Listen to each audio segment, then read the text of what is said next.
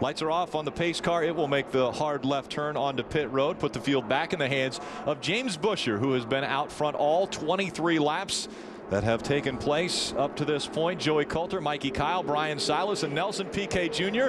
all in the top 5. Green flag back in the air. Pretty good restart as they all cross the start-finish line. No one bottled up this time. Danica gave herself, that last restart got her attention. She gave herself a little extra room that time. That's how you do a start. Good job. Come on. Sounds like Mike Dillon spotting for Tim George Jr. Tim gained a couple spots in this restart. If he listens to Dillon, well, I don't know what might happen. Come and think of it. Dillon, the father of Austin Dillon, who will be running the full truck series this year. He's fun to listen to as a spotter, I'm going to tell you. He and Clint Boyer do a pretty good job, though, don't they? There's that son we're talking about. There's Frank Kimmel. Just for the short duration right there, but it sure does bother you. Frank Kimmel running in the top 10. He's running 8th right now. He's got Ricky Carmichael behind him. Danica Patrick running 10th. You know, it really helped when they built the new tower here a few years ago, Darrell, because when you come off 4, you didn't have the grandstands as high as they are now, and the sun was worse for longer. But now with that new tower that they built a few years ago, it's not quite as bad as it was. Frank Kimmel looking back on Ricky Carmichael. We heard the story from NASCAR that they're going to loosen the reins a bit on the Cup drivers, allowing bump drafting. We haven't seen a lot of bumping here, primarily because the bumpers don't line up that well. Well, these cars have a tendency to lift the car in front of them off the ground. It's got that sloop nose on them like the old car used to have. And when you run up under the back of somebody with one of these cars, you're going to get them up in the air. You're going to lift the rear tires off the ground. We got a car against the wall. Another coming car off the board, upside down goes a car coming out of turn number 4. I don't know what's like the 48 car, possibly. All the way around. That could be Jill George. Yes, it is. Jill George in the number 48 comes rolling to a stop at the entrance to pit road. That car just snapped. I mean, it literally just snapped around, went straight into the outside retaining wall, and then flipped over. This car, the 29 right there, he was up against the wall coming through 3 and 4 as if he had a right front tire down. Then the 48 did something to avoid him and flipped over. That's Jesse Smith right there. In the 29 with the window net down. That's a great sign. Yeah, Jesse Smith has made numerous pit stops this race. He's probably made at least a dozen pit stops this race. That's Jill George in the 48. Let's take another look. Coming out of turn 4. Look up top of your screen. You see that's Jesse's the first thing I saw. Oh, I see what happened. He got down on the 48 got down on the apron. The 48 got the left side tires down on the apron, and when then lost control. Overcorrected, and the car shot right back up across the track into the outside wall and flipped over. See, watch this. Coming. That's Jesse Smith cutting the right front tire down. That's the 29. And see, the 48 gets down on the apron. There's a very good chance with the smoke I saw coming out of that right front of the 48, it may have cut a tire down. Could have been some debris from the 29 as well. That car made an abrupt turn to the right.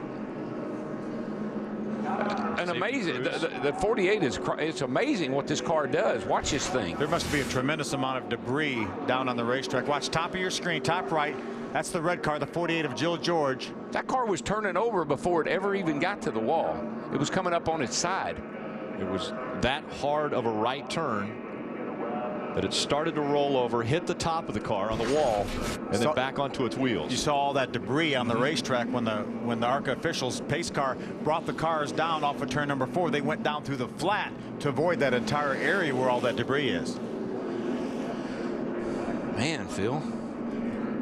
And look at this.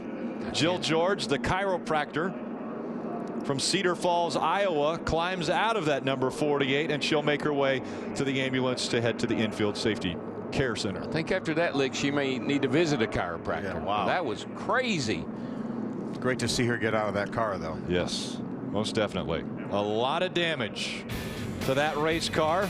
Her day is done, as well as the 29 of Jesse Smith. Our third caution of the day at Daytona. Grills.com or call toll-free 877-74-GRILL. Order now and get free shipping and handling.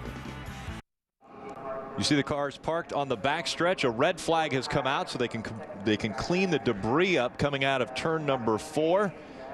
The reason why we're under this red flag condition, the 29 of Jesse Smith gets up into the wall. Top of your screen, he's already cut a tire down. Then Jill George comes along, drifts down on the apron, may have run over some debris, or just maybe the flat of the racetrack turned her around, DW. Yeah, the apron certainly had something to do with it, but I saw smoke coming out of the right front as it started to turn hard right, as if maybe she cut a tire down, and it caused that car to get up on its side and basically slammed the car right into the wall, roof first. Great to see her get out of the car, though. There yeah, and she gets out, and Phil, you know, just like I do, these safer barriers, oh my gosh, how did we ever make it without them? Incredible, just incredible. And the seat technology, the seats are so much better than the headrests. I mean, we have really come a long way. It's amazing what these guys and gals can go through today and walk away. The McDowell wreck last year at Texas, yeah, most incredible thing I'd ever seen in my life. And he raced the next day. Yeah, pretty amazing. We've got the opportunity under this red flag condition to talk to our 9-time series champion, Frank Kimmel. Yes, if we can raise Frank. Hey, Frank Kimmel, Phil Parsons in the speed booth. You have a copy? Yeah, Phil, I hear you loud and clear, buddy. Well, you're riding along there up in the top 10. You have some good cars in front of you, good cars behind you. How's that racetrack? When we get the race, Phil, it's pretty good. Great to be here back at Daytona, and you know, this Ford Fusion is a great race car. I just wish we could get some green flag laps so we can show what we can do. Frank, it looks like everybody up front just riding along against the yellow line. Is that the strategy, or we're going to have to see some passing sometime? You can't win this race running 8th. Oh, you're exactly right. I had a couple thoughts about going the outside right there at that run, and the caution came right back out just to see what our car could do out there. But you know, right now the track's still pretty little. I think it looks pretty slick to me. It looks like these guys are having a hard time staying right on the bottom.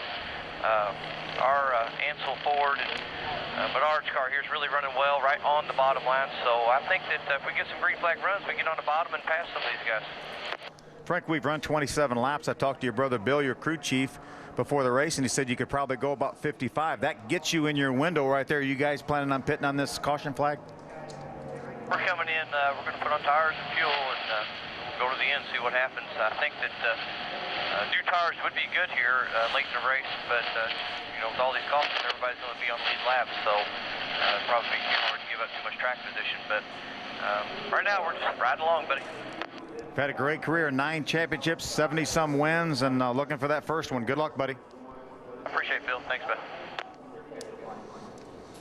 You talk about wins. Frank Kimmel, Super Speedway wins 21. Bobby Gerhart has 6 Super Speedway wins. 5 of them have come at Daytona. Frank Kimmel still to find victory lane at this racetrack. But all I can tell Frank, it took me 17 years. It took Dale about that long, 17, 18 years. Just don't give up, because when you've got a record like that and the championships he's got, just Gerhart and those guys put so much effort into Daytona and Talladega. They got a great Super Speedway program. Frank's got an all-around program. Yeah. Going to have a decent car down here, but he's looking at the big picture. Let's go back down trackside to Wendy Venturini. And some interesting radio conversations under this yellow with Danica Patrick. It's really cool to watch and listen to her in her very first stock car race. It's the simple things we tend to forget about in stock car racing, like a red flag condition, parking the car on an angle, what fans to turn off, what exactly to do in the race car. She even asked Tony Uri Jr., do I turn off my radio? And they, without any kind of crackle on the radio, said no, leave the radio on. She also wanted to know, how long does this typically last? 3 minutes, 4 minutes, 15 minutes?